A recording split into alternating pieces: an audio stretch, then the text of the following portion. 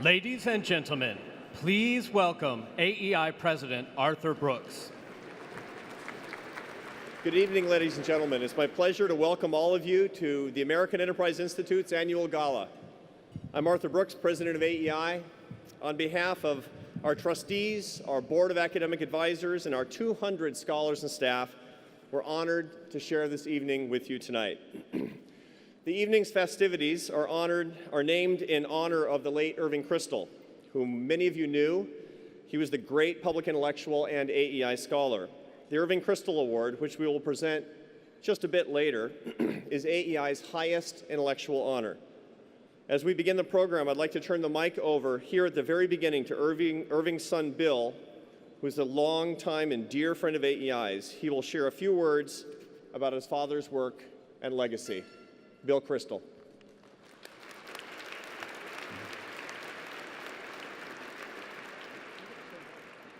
Thanks, Arthur. I actually thought I would just lead us in the singing of the other two verses of America the Beautiful, all four stanzas of Star Spangled Banner. I'm here just to say a word, not really about my father's work and legacy, but just to announce this website that there's a little announcement of that when you came in, irvingkristol.org, and also a new book of essays posthumously edited by my mother and by my father on Jews and Judaism. Arthur and I were chatting just a couple of weeks ago, and I mentioned that this project of putting up websites containing the complete curated bibliography of the work of thinkers whose work is worth preserving, worth making more accessible to students especially, but to everyone who searches the web, making sure that these people's work lives on and is easily reachable for young people especially, but for everyone else, even if they're not always assigned in every college course and so forth. That this project we had now finished the Irving Kristol website, irvingkristol.org, and Arthur said, why don't you announce that at the Irving Kristol Award dinner? And I said I'd be honored to do so. This is a curated website that makes my father's work available to both first-time readers and long-time admirers. It's presented in a cataloged, searchable format. irvingkristol.org features the complete bibliography, including interviews, videos, book excerpts, which users can browse by topic. This is the most recent in a series of websites developed by the Foundation for Constitutional Government, which I'm a director of. Andy Zwick runs it. We've worked closely with AEI, and they've been very helpful to our efforts in this and in other areas. And we've already done websites for Harvey Mansfield, James Q. Wilson, and Walter Burns. Obviously, we feel a close association with AEI. Walter Burns, a great AEI scholar. Jim Wilson, for so many years, chairman of the academic advisors at AEI. Harvey Mansfield, a close friend of AEI.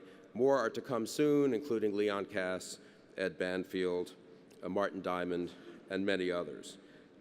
We think this is a useful project. I also am pleased to announce that coming next month from Mosaic Books, a selection of essays, as I mentioned, by my father on Jews and Judaism, edited and with an introduction by my mother. Worth reading, I would say, and I'm not biased about this at all. I want to thank Arthur for the opportunity just to call this to your attention. And I do want to say this is a project that is not officially connected with AEI. We've really tried to find the contemporary thinkers whose work we think most worth preserving for future generations, especially of young people, that if it were not cataloged and in an intelligent way, curated, made accessible, made it approachable on the web, that we would be worried that future generations wouldn't have the benefit of the work of people who many of us have known and many of us read in the normal course of growing up and going to college and in our adult lives. And I think it is a tribute to AEI that so many of the thinkers we have decided to go ahead and create these websites for have been in one way or another associated with AEI. It really shows that AEI is not just an important and influential public policy institution, but has really become, I think, over the last 30, 40 years, a central institution in American intellectual life. In any case, Arthur, thank you for giving me these 2 minutes, and now we can go on with some more singing.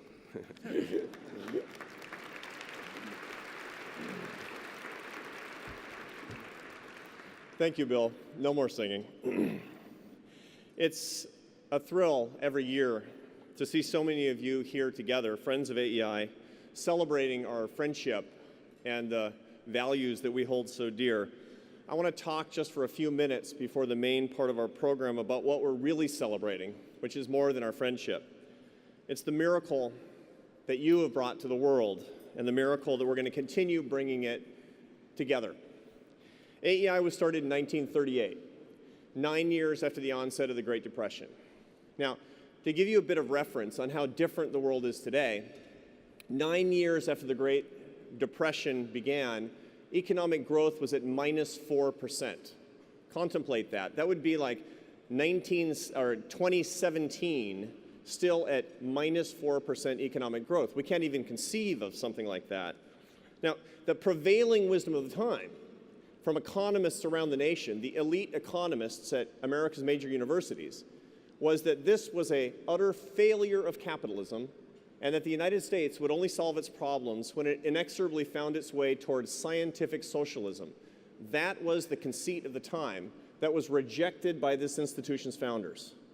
AEI's founders, which were people from the business community, understood that only free enterprise could save our country, but they were against the headwinds of a government that was making the Great Depression worse with bad public policy, and furthermore, turning the American population away from the free enterprise system, using the Great Depression as a pretext. Well, there's nothing new under the sun. The truth of the matter is that today, one of the best-selling books of the year makes the same claims about the failures of capitalism that we were hearing in the 1930s. We hear the same calls for redistributionist policy instead of increasing opportunity. What AEI's founders knew is what we still believe. Free markets are very good at correcting themselves, but free enterprise is terrible at defending itself. Free enterprise as a system requires defenders. It requires you, and it requires me. It requires us to stand up for our values. Now, let's remember why that matters so much. And what it matters is not to protect wealth, to protect economic efficiency, to create billionaires, no. The reason the free enterprise matters so much, it is the only system in history that's lifted up the poor and done so by the billions. That's what we stand for, and that's what I want to remind you of.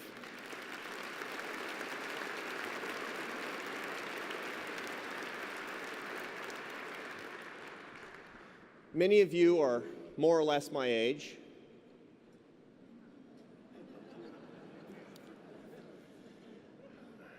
What was poverty when we were children? Poverty was a distant and terrible thing that we couldn't affect.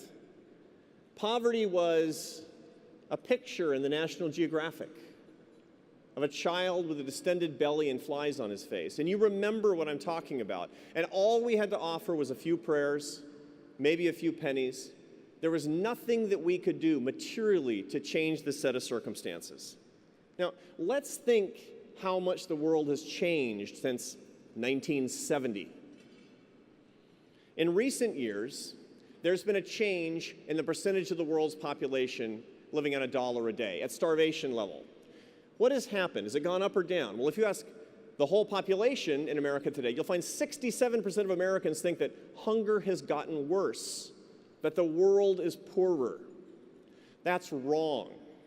The truth of the matter is that the percentage of the world's population living on $1 a day or less, adjusted for inflation, has decreased since I was a child by 80%.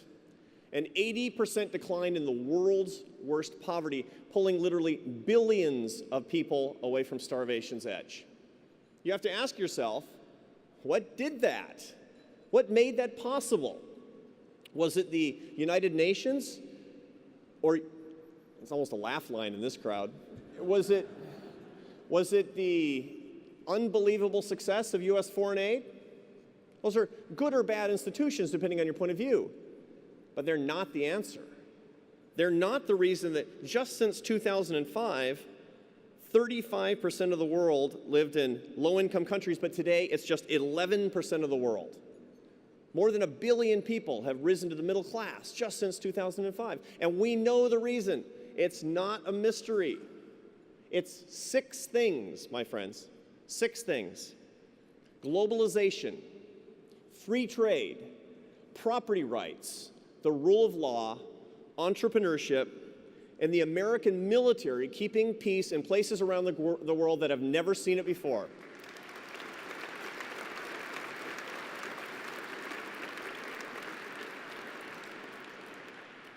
The American free enterprise system has spread prosperity, it spread survival, it spread opportunity all over the globe.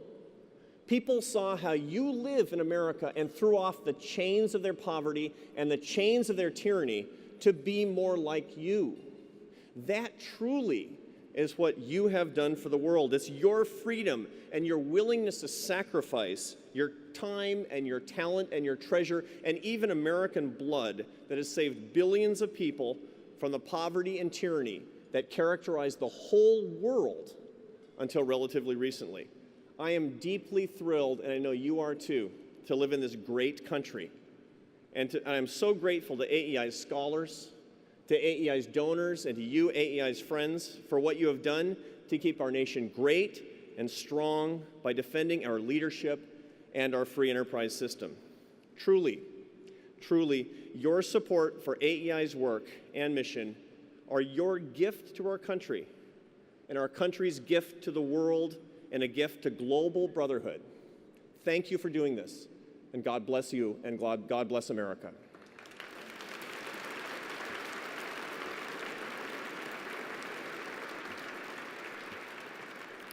Well, it's time to turn to this evening's main event, the Irving Kristol Award and interview with my colleague George Priest, who will introduce the guests.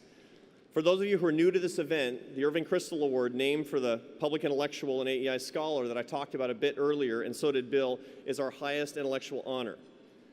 The winner is chosen by AEI's Council of Academic Advisors, and this is a distinguished group of academics from around the country.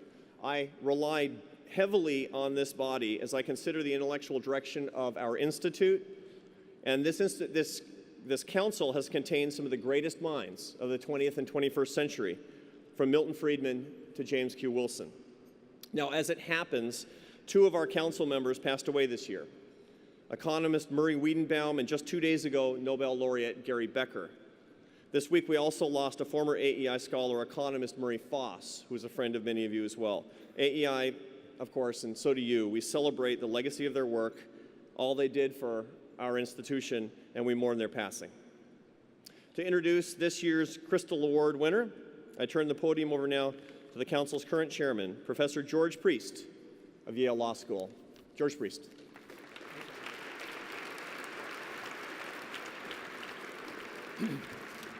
Thank you very much, Arthur. As Arthur has mentioned, this dinner is symbolically, nominally hosted by the Council of Academic Advisors. Now, we actually don't do anything whatsoever with regard to the dinner. It's not Marty Feldstein, you've got the salads this time. We don't touch it at all, but it is a symbolic gesture by or a symbolic decision by the Institute to delegate to this Council of Academic Advisors, a group of academics from major universities around the country, the dinner and the choice of the Irving Kristol lecturer for the year.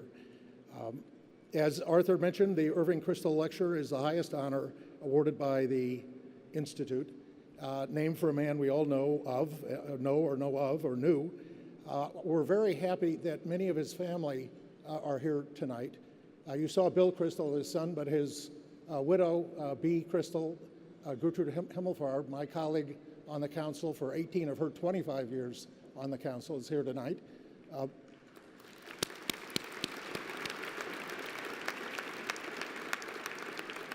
Bill's wife, Susan, and their daughter, Ann, and her husband, Matthew Continetti, are also here, and we're very happy to have them.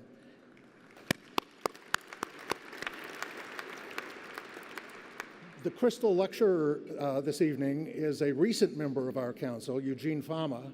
It is very rare for the council to choose one of its own for the Kristol lecture. Indeed, it's extraordinary, and it only happens in extraordinary context.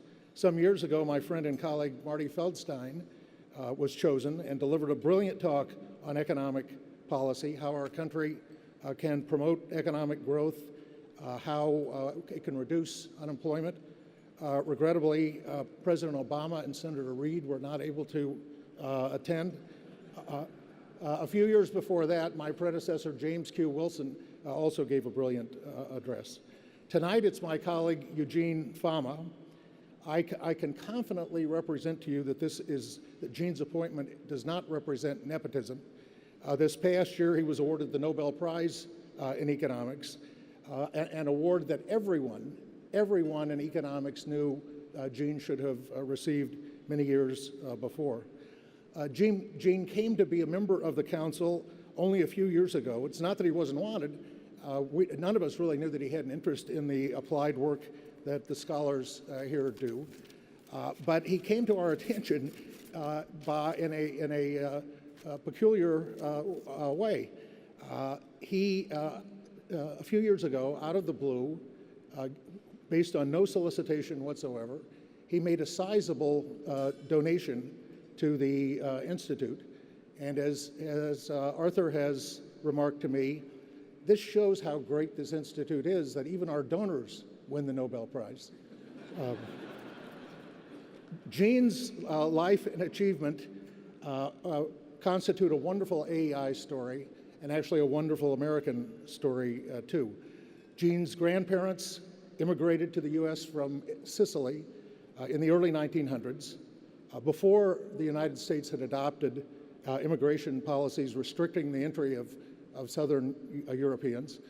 And when you think about Gene's achievement, this should be thought about by those who are considering immigration policies today. His grandparents and parents worked largely at manual jobs. He was the first in his family to attend a university. He attended, before that, largely Catholic schools, in which he reports typically the classes were 60 children in each class. He attended Tufts University.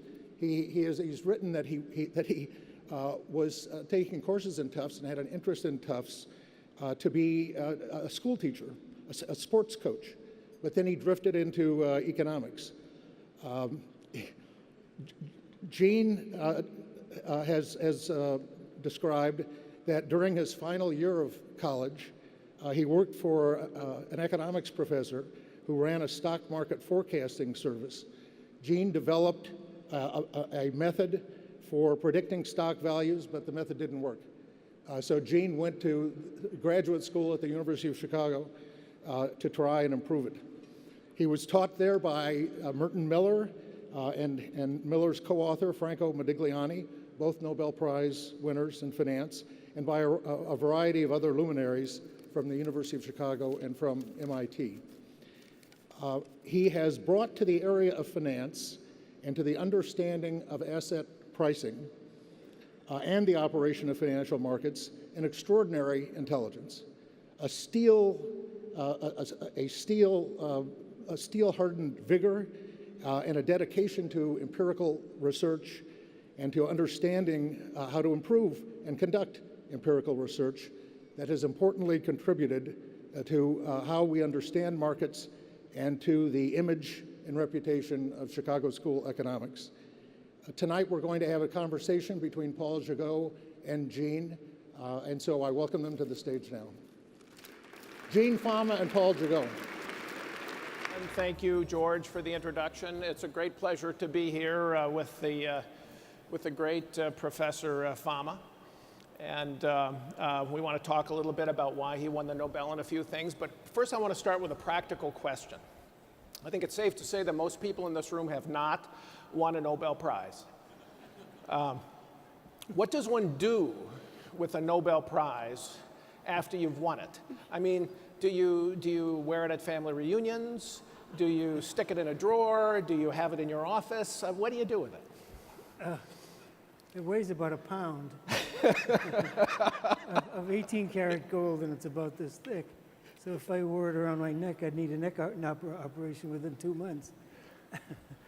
So basically, my wife is hiding it, actually, at the moment.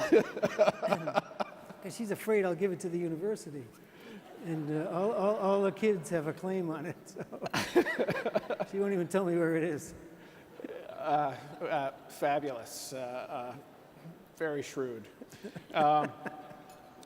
So you escape coaching, going into coaching as a young man, and you go to the University of Chicago. And University of Chicago at the time, I don't know how many of you know it, but it's basically full of these giants of the 20th century economics. Milton Friedman, Ronald Coase, George Stigler, Gary Becker, could go on and on. No, actually, Gary came after I did. Gary came after you did. Okay, well, you attracted Gary to Yeah, to right. Chicago. And you emerge as called the father of efficient market theory.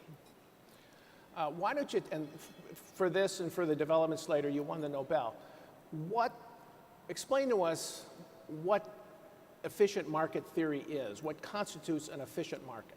It's a very simple statement. It says, in its extreme form, that prices reflect all available information.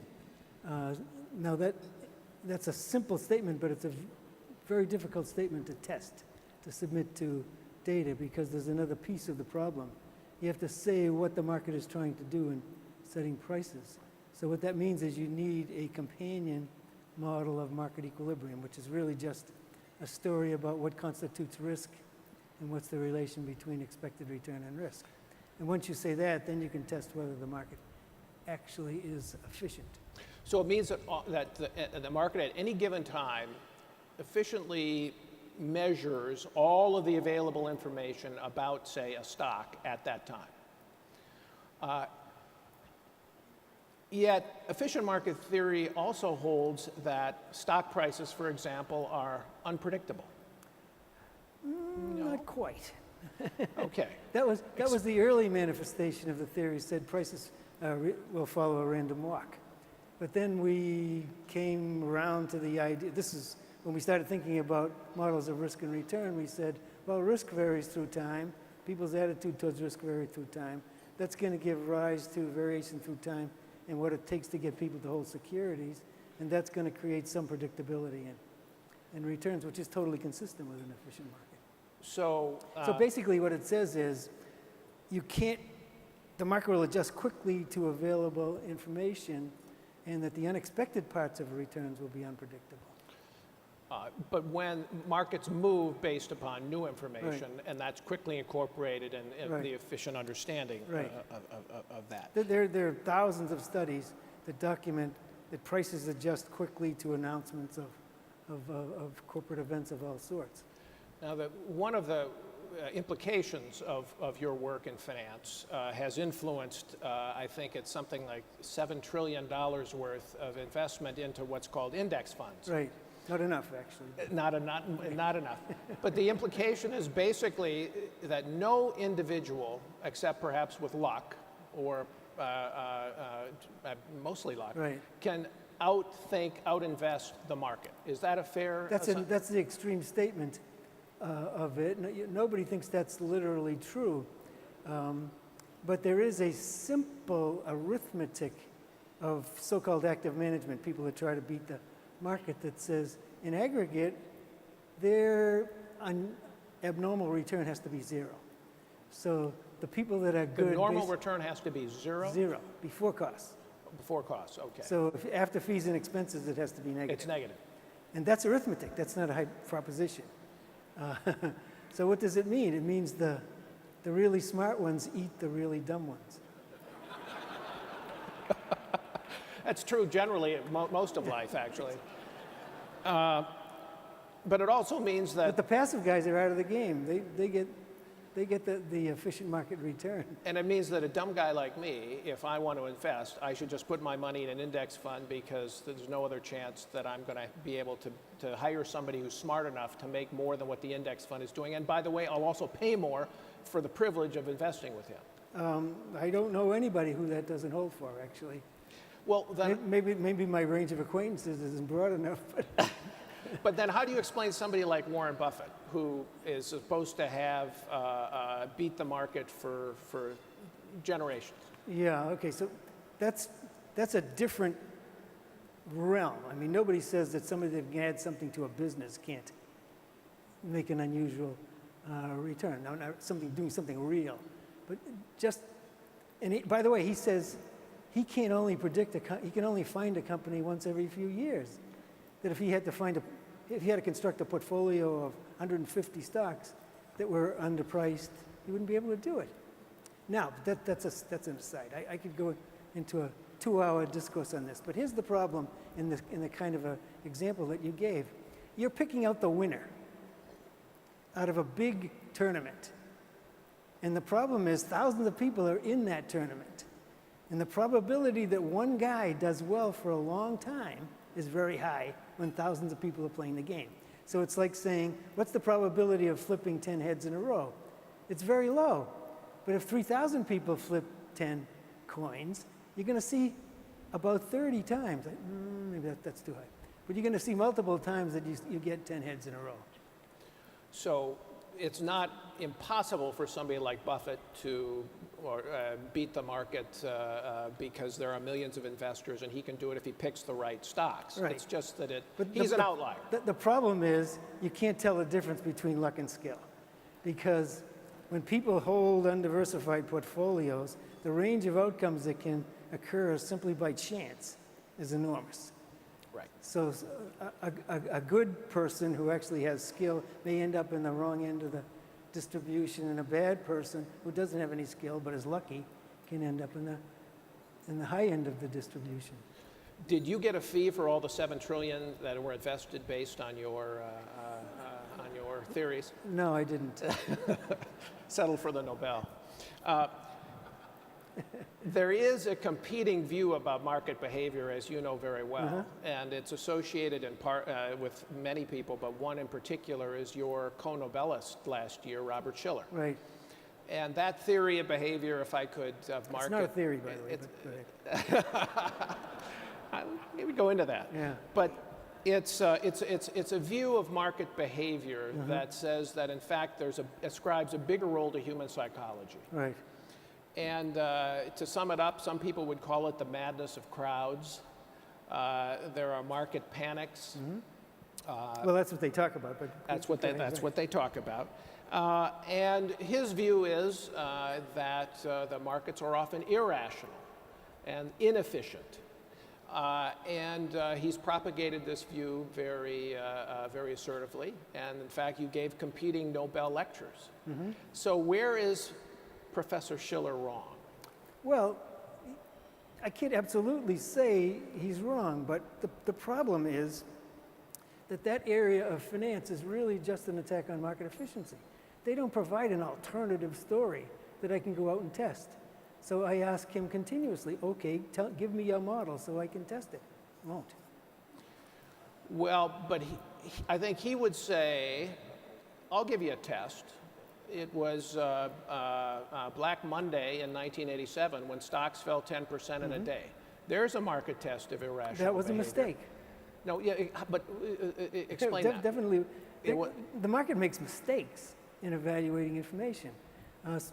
But if you look at the entire record, what you see is that the market's almost uncanny in predicting recessions. And it's almost uncanny in predicting the ends of recessions. I put a chart in my Nobel paper that will appear in the American Economic Review showing you don't have to do any tests, just look at it. And you can see the market predicting these things quite effectively. Now, not always. Sometimes it misses. 87 was a particularly bad one. Now that one, but it went away almost immediately thereafter. It did go away almost immediately, which leads one to question, well, why, if the market was I'm willing to say that one day out of 40,000, the market was wrong. But for that day, it was inefficient. Right. I mean, before that, it had been very inefficient, like right, 10%. Then it fell, and then it made its way back. Well, my first lecture, I have many former students here, they will attest that my first lecture every year is, this is a model. We call it a model because it's only an approximation to the world. If it were the world, we'd call it the world, not a model, you know? Okay, so, but do you concede that on occasion markets behave irrationally? That is, they incorporate stock prices, say, or real estate prices, for example, in the last decade, that was not a reflection of genuine value. Here's the problem with that. Suppose I take the stock market. The stock market went up dramatically, and then it crashed in 2008. And this happens periodically through time. It's almost always associated with recessions. That was a humongous recession. There was a big price correction.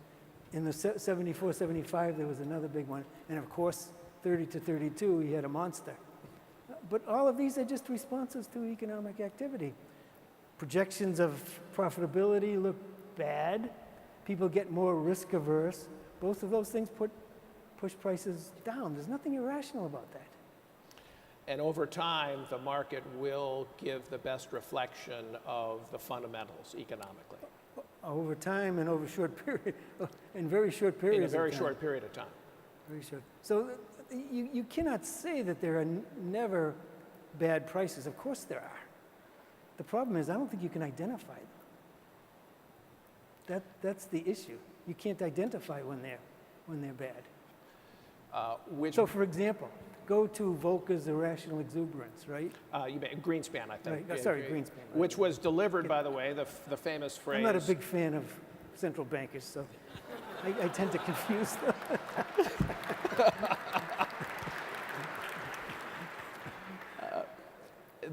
He issued So that after phrase. after he said that, the market went up some fantastic amount, and then when it finally did come down, it didn't come down anywhere near that point in time.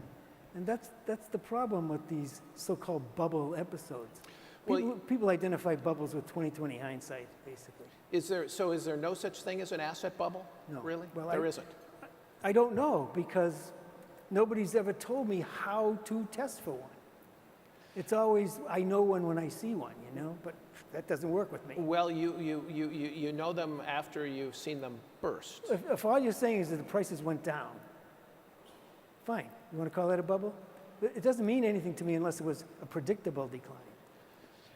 Okay, I want to give you a market test. I think it was this morning. This morning, I saw in the New York Times, Robert Shiller quoted as saying that stock prices currently are getting very expensive based on their historical valuation, and we could be in for a adjustment, small or large.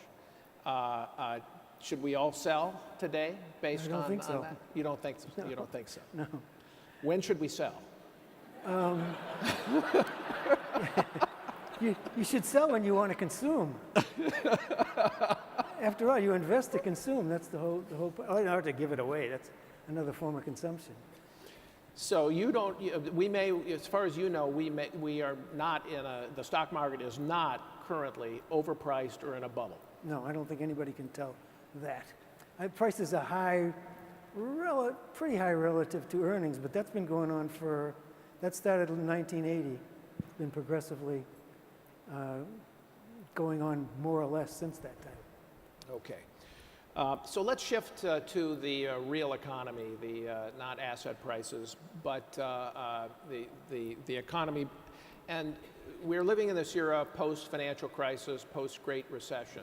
I want you to go back and look at the causes of those two events, which have obviously caused an enormous amount of damage to the cause of free enterprise. And many people blame capitalism and the failure of regulation for those two events, the financial crisis in particular. You share that view? No, I don't.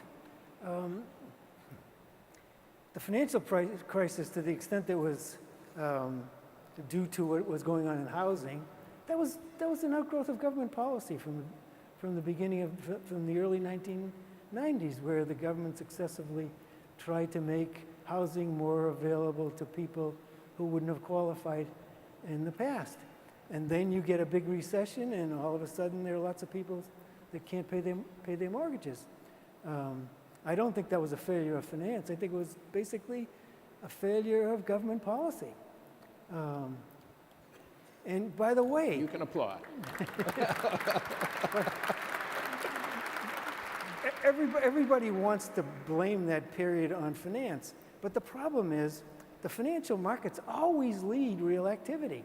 So the fact that the market crashed doesn't mean the market caused the recession. You cannot tell based on the data whether the recession caused the financial crisis or vice versa. Really? Yeah, you cannot tell.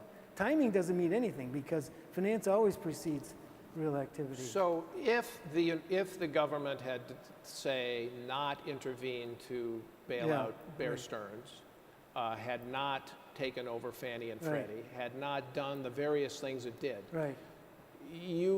is it possible we would not have had a recession? Oh, no.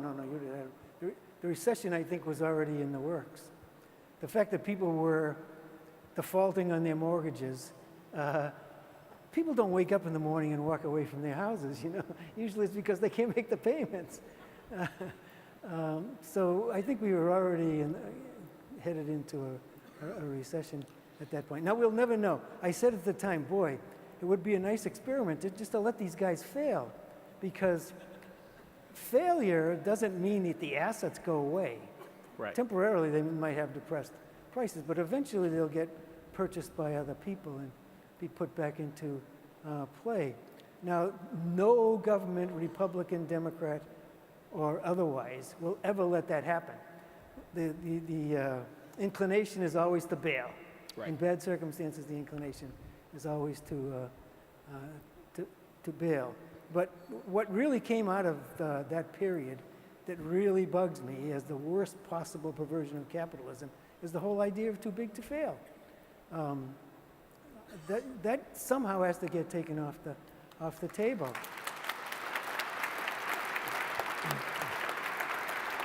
And I don't think Dodd-Frank really lays a glove on it, because the real problem is that these too big to fail institutions basically have a put option on the asset side of their balance sheet, which inflates the value of their debt, basically makes it riskless because the government's going to pay it off. Now, one way to take that off the table is to increase the equity requirements. Not like they've been talking about them, though. They have to go up to like maybe 20 or 25% equity financing of these too big to fail banks. Instead of 10%. Yeah, instead of 10. Instead of 10%. 10 they're talking about is a For big all you number. bank shareholders out there, that's money. Well, that you have doesn't to hurt. invest. There's nothing in, well, Merton Miller got the Nobel Prize for the Modigliani-Miller theorem, which basically says the way you finance yourself is irrelevant. And the banks will scream and say, we need all this debt financing because otherwise it will be idle money. Well, look at mutual funds. They're 100% equity financed. No problem there. It sounds as if you don't think the financial system today is any safer than it was in 2008.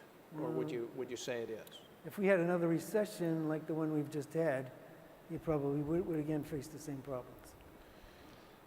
And do you have any greater confidence in the ability of bank regulators to be able to...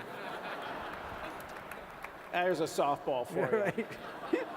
Right. To be able to predict the next crisis, financial crisis, and prevent it. Well, remember, George Stigler was my colleague for many years. Sam Peltzman's my same vintage colleague for many years. And what I take out of their work, well documented, I think, is that even the best constructed regulation is bound to fail because it gets implemented by regulators.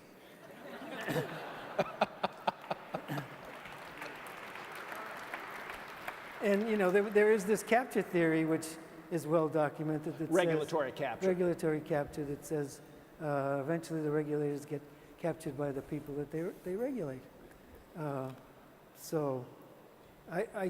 And more complicated regulation is worse than less complicated regulation. The big negative thing to come out of the crisis is, I think, massive amounts of new regulation, which is, in my view, a tremendous deterrent to business. So a much simpler solution would have been raise the capital levels to 20-25%, reduce the Yeah. regulation, and then let them operate. Well, with you'd those still have to buffers. watch them because they have that much equity capital. They're going to try to get even riskier, right? But so you're still going to have to watch them. But I think it would have been in the long term, very healthy to have let the banks fail.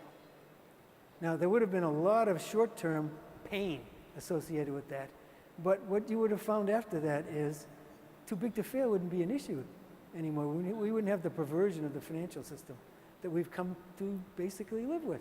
Now, banks are paying dividends now. That's crazy. They should be forced to hold that to build up their equity base, but they don't want to build up their equity bases. Arthur, is Jamie Dimon a donor, a contributor? I just want to check. So we've now had 5 years of an ostensible recovery, but growth is subpar, has been. Can't get above 3%. The jobless rate is going down, but very slowly. There's a school of thought out there that says this is the best that we could do after a financial crisis of the kind we had, because that's just what historically we should expect, and you can't really do any better. Do you buy that theory, or do you think that government policies have contributed to the slow growth? I think government policies have contributed to it. I don't buy the theory, because implicitly what it's saying is there isn't enough savings out there to finance investment. But the world is flooded with people trying to invest. I mean, interest rates wouldn't be so low otherwise, and stock prices wouldn't be so high otherwise. I don't buy that argument at all. Do you have 2 or 3 suggestions that if we could do it right now, what the government could do it right now to help growth? What would they be? Just a couple of things. How about taking a year off?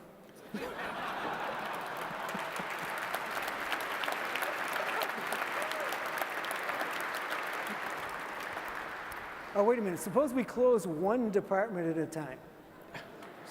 Once a month? Yeah, once a month. So you could start with agriculture, labor, commerce. There are a lot of jobs in this room. Your iron rice bowls here you're getting at. Well, one of the big outcomes of the financial crisis is going to be a massive increase in government bureaucracies. That's right.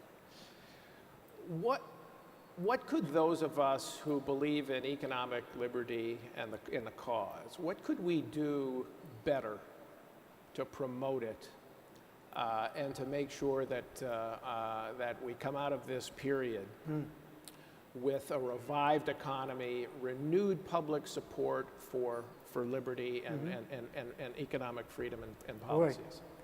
Boy. Economic freedom in general is continuously under attack by governments. I mean, you just have to go back to Hayek and earlier before that, other Austrian economists. Government is always trying to expand its tentacles, and I don't think, at the risk of offending people in this room, I don't think it's much different among Republicans or Democrats. They're all sinners. If anybody asks me what's the difference between Republicans and Democrats, I say they both like to spend. They just disagree about what they're going to spend it on.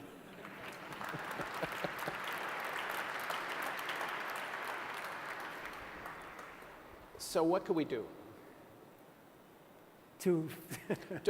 Well, other than put them all out of business. I started donating to AEI because I like Arthur's message. He's pounding all the time saying it's opportunity, and capitalism has raised people out of poverty. Socialism has never worked anywhere.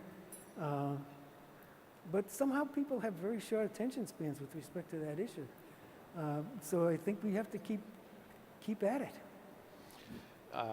And on that note, thank you very much, Professor Fama. Thank you all very much. Thank you.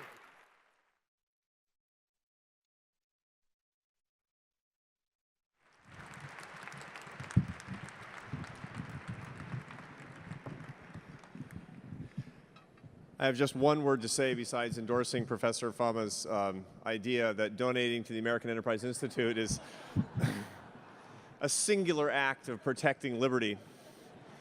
And my only words are thank you to Professor Fama, thank you to Paul Gigot, thank you to all of you. Enjoy your dinner.